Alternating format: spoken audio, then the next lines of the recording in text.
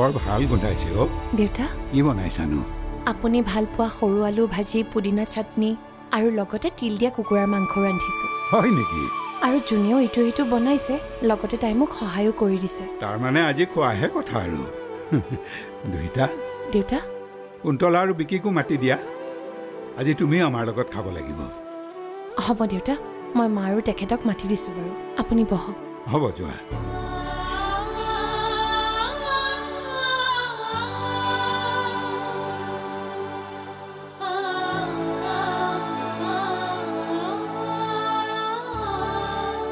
মা তুমি কি কৈ আছা মই একো ধৰিব পৰা নাই ইমান সময়টোক ইনডাইৰেক্টলি কথা এটা বুজাই আছো তই মানে বুজিয়ে পোৱা নাই মই ইনডাইৰেক্টলি কোৱা কথা বুজি নাপাওঁ গতিকে যি ক'ব লগা আছে ডাইৰেক্টলি কোৱা আচলতে মই মা ভাত বাঢ়িছো বলক ভাতকেইটা খাই ল'ব হেৰি নহয় আপুনিও খাব বলক ভাত খাম ৰবাচোন নহয় এতিয়াই বলক নহয় মোৰ কথা এটা আছিলে আগতে আপুনি ভাতকেইটা খাই দৰৱখিনি খাই লওক তাৰপিছত আপুনি যি কয় মই আপোনাৰ সকলো কথা শুনিম বলক মা দুইটা ঠিকেই কৈছে ব'লা আহক চাবা লাহে লাহে লাহেকৈ পাৰিছেনে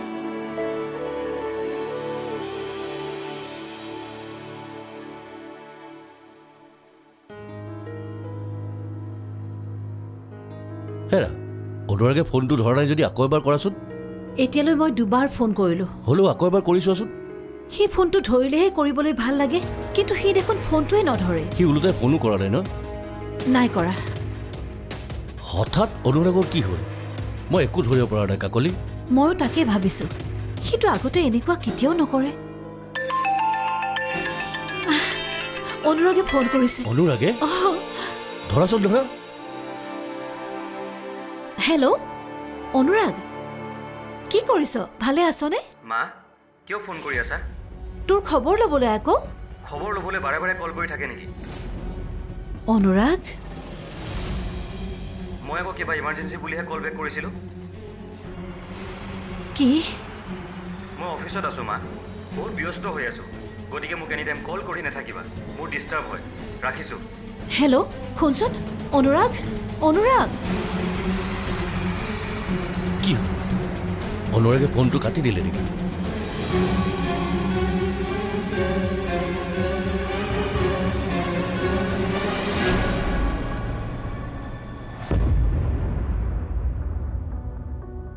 হেৰা দুইটাৰ হাতেৰে কিন্তু ভাত সাজ খাই বৰ ভাল লাগিল দেই আমাৰ বোৱাৰীয়েতো ভালে বনাই সঁচাকৈ ভাল বনাই আপুনিহে ইমান দিন কিয় খোৱা নাছিলে ক'ব নোৱাৰো আৰু দেই দুইটাৰ প্ৰতি থকা মোৰ বিৰূপ মনোভাৱৰ বাবে মানে দুইটাক মই কিয় ভালদৰে নামাতো তাইৰ লগত কথা নাপাতো তাইক মই সদায় দোষাৰোপ কৰি থাকোঁ এইবোৰ প্ৰশ্নইতো তুমি মোক সদায় কৰি আছিলা অঁ কৰিছিলোঁ তুমি মনত দুখ পোৱা বুলিয়েই মই ইয়াৰ কাৰণটো তোমাক ইমান দিনে কোৱা নাছিলোঁ কিন্তু আজি এই কাৰণটো মই তোমাক ক'ম তেন্তে কওক কি তাৰ কাৰণ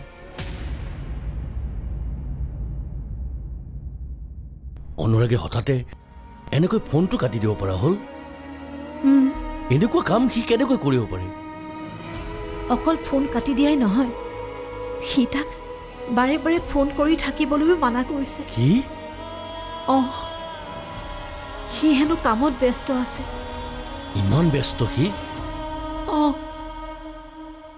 বহুত ব্যস্ত আমাৰ ল'ৰা সি সেইবাবে তাক বাৰে বাৰে ফোন কৰি ডিষ্টাৰ্ব কৰিবলৈ মানা কৰিছে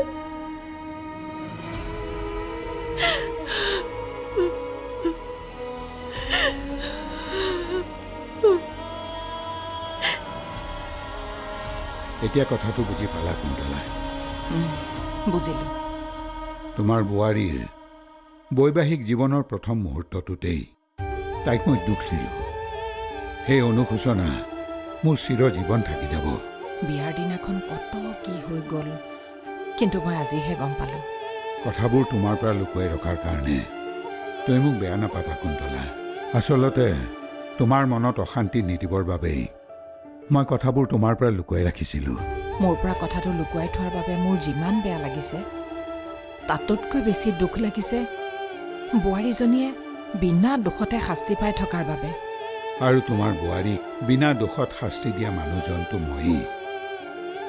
গতিকে মই তাৰ প্ৰায়শ্চিত্ত কৰিব লাগিব। আপুনি প্ৰায়শ্চিত্ত কৰিব? মই প্ৰায়শ্চিত্ত কৰিম, কাৰণ দুহিতাই মোক ক্ষমা কৰি দিলেও মই নিজকে নিজে কেতিয়াও ক্ষমা কৰিব নোৱাৰিম। গতিকে মই প্ৰায়শ্চিত্ত কৰিবই লাগিব।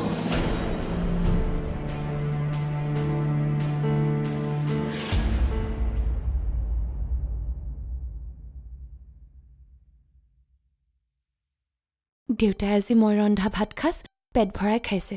মোৰ বৰ ভাল লাগিছে জানে। জানো, কাৰণ সেয়াটো তুমি আগৰ পৰাই বিচাৰি আছিলা। বিচাৰিছিলোঁ। অৱশেষত মোৰ এই আশাটো পূৰণ হ'ল, আৰু এই সকলোবোৰ সম্ভৱ হৈ উঠিছে আপোনাৰ কাৰণে। সেয়া মোৰ কাৰণে নহয় দুহিতা, এয়া তোমাৰ সততা আৰু ধৈৰ্যৰ কাৰণে সম্ভৱ হৈছে। হ'ব হ'ব, আপুনি মোৰ এতিয়া প্ৰশংসা কৰি থাকিব নালাগে। মই মাৰ ওচৰলৈ যাওঁ। আপুনি যদি যায় ব'লক। কিয়? পাহৰিলে নেকি অথনি যে মায়ে কৈছিলে কিবা কথা আছিলে বুলি? মইতো পাহৰি থাকিলোঁ। জানো মা, তই পাহৰি যাবি বুলি, সেইকাৰণে মই তহঁতৰ কাষলৈকে আহিলোঁ।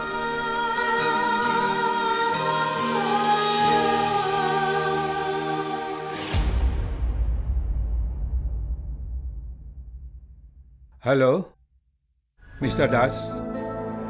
হয় হয়, মই অমৰেন্দ্ৰ চলিহাই কৈছোঁ। নাই মানে আপোনাৰ এগ্ৰিমেণ্টখনৰ ওপৰত, ক্লজকেইটাৰ ওপৰত অকণমান কথা পাতিব লাগিছিল। হয়, ঠিক আছে, মই এগ্ৰিমেণ্টৰ কপিটো লৈ যাম। কেতিয়া পাম? কেইটা বজাত? Okay, thank you, thank U.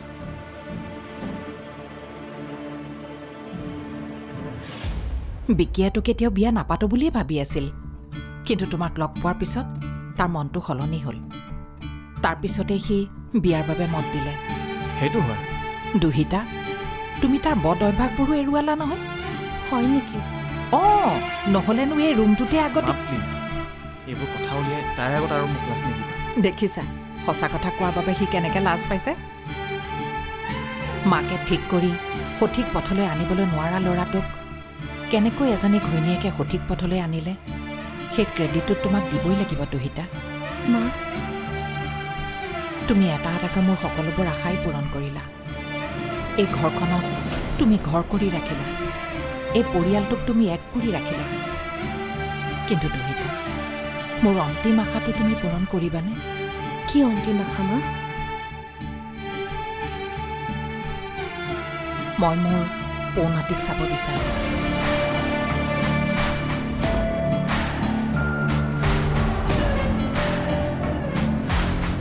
বিকি আৰু তোমাৰ সন্তানটিক এই পৃথিৱীলৈ সোনকালে অহাটো বিচাৰোঁ। মা, এয়া তুমি কি কৈ আছা? কিনো অসম্ভৱ কথাটো ক'লো? মানে মা, চলিহা পৰিয়ালৰ বংশ ৰক্ষাৰ বাবে এইখন ঘৰৰ উত্তৰাধিকাৰী লাগে, আৰু তোমালোকৰ সন্তানটিয়েই আমাৰ বংশৰ উত্তৰাধিকাৰী হ'ব।